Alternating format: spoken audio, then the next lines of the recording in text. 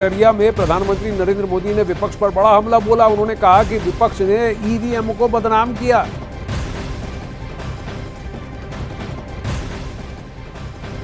प्रधानमंत्री का ये कहना अररिया में सुप्रीम कोर्ट के फैसले के तुरंत बाद, जहां 2 जजों की बेंच ने 100% मिलन के और मिलान के प्रस्ताव की याचिका को खारिज कर दिया। कहा वीवीपैट और ईवीएम का 100% मिलान नहीं होगा। और दूसरा, बैलेट बॉक्सेस की तरफ वापस जाने की बात, बैलेट पेपर पर वापस जाने की बात को भी पूरी तरह से खारिज, रिजेक्ट कर दिया।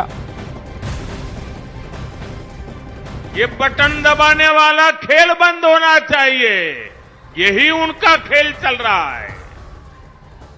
इंडी गठबंधन के हर नेता ने ईवीएम को लेकर जनता के मन में संदेह पैदा करने का पाप किया है।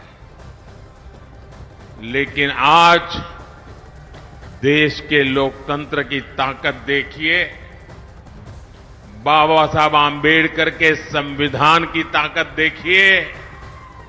आज सुप्रीम कोर्ट ने अभी 1-2 घंटे पहले ही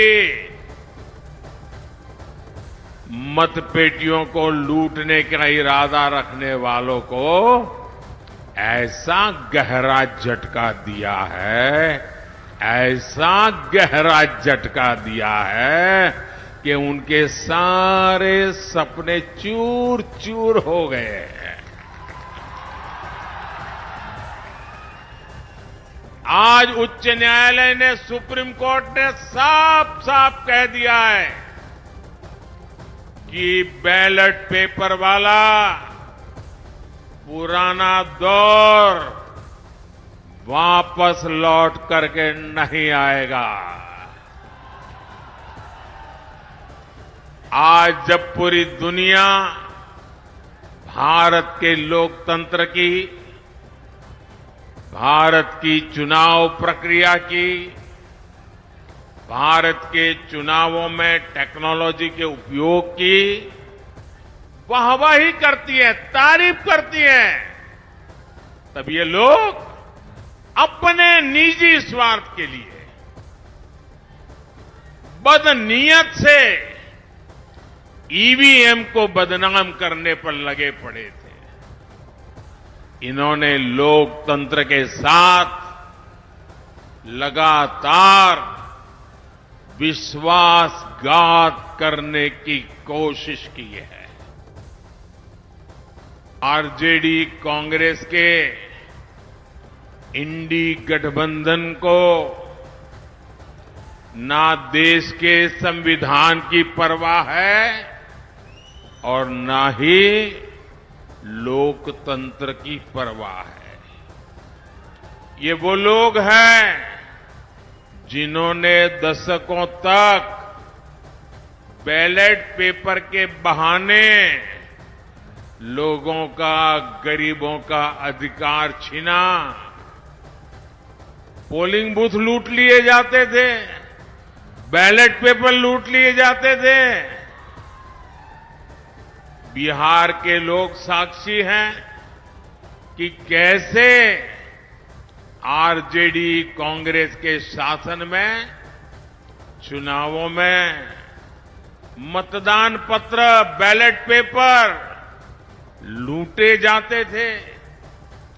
इतना ही नहीं, गरीबों को तो वोट डालने के लिए घर से बाहर भी नहीं निकलने दिया जाता था।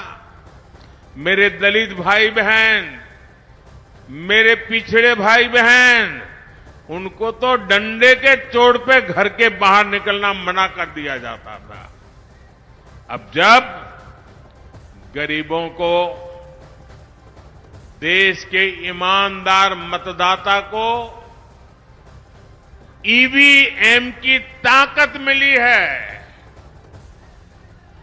तो ये जो चुनाव के दिन लूट चलाते थे, वोट हड़प करने के खेल खेलते थे, इन लोगों से बर्दाश्त नहीं हो रहा था। अभी भी वो परेशान है और इसलिए उनका दिन रात यही काम रहता है, कैसे भी करके ईवीएम हटना चाहिए। आज वीवीपैट को लेकर सुप्रीम कोर्ट का जो फैसला आया वो समझना बहुत अहम है। उच्च न्यायालय ने कहा है कि एक, बैलेट पेपर से वोटिंग नहीं होगी। दूसरा, 100% वीवीपैट मिलान नहीं होगा। तीसरा, वोटर वीवीपैट की पर्ची नहीं ले जा सकता। चौथा, पर्ची को बैलेट बॉक्स में डालने की याचिका खारिज। पांचवा, सिंबल लोडिंग यूनिट को 45 दिन सील रखा जाएगा। छठा, दूसरे और तीसरे नंबर का प्रत्याशी जांच की मांग कर सकते हैं। सातवां, नतीजे घोषित होने के 7 दिन के अंदर जांच की मांग कर सकते हैं। 8, जांच की के समय प्रत्याशी और उनके प्रतिनिधि मौजूद रह सकते हैं। नंबर 9, जांच की मांग करने वाले प्रत्याशी को जांच का खर्च देना होगा। 10, धांधली पाए जाने पर प्रत्याशी को खर्च वापस किया जाएगा। जब भाजपा जीतती है तो ईवीएम खराब कैसे हो जाती है? ये यक्ष प्रश्न है। आपको भी उनसे ये पूछना चाहिए। 91 करोड़ मतदाता भारत के अपने मतदान का प्रयोग करेंगे इस चुनाव में, और दुनिया के देश आकर के देख रहे हैं कि इतने मतदाता इतने पोलिंग स्टेशन पे कैसे मतदान कर रहे हैं, कैसे मतदान शांतिपूर्ण हो रहा है, कैसे मतदान निष्पक्ष हो रहा है, वो तारीफ कर रहे हैं। और ये देश को बदनाम करने के लिए हमारी संवैधानिक संस्थाओं को बदनाम कर रहे हैं। अब वहीं दूसरे चरण के मतदान के बीच ये बड़ी खबर जो आई, सुप्रीम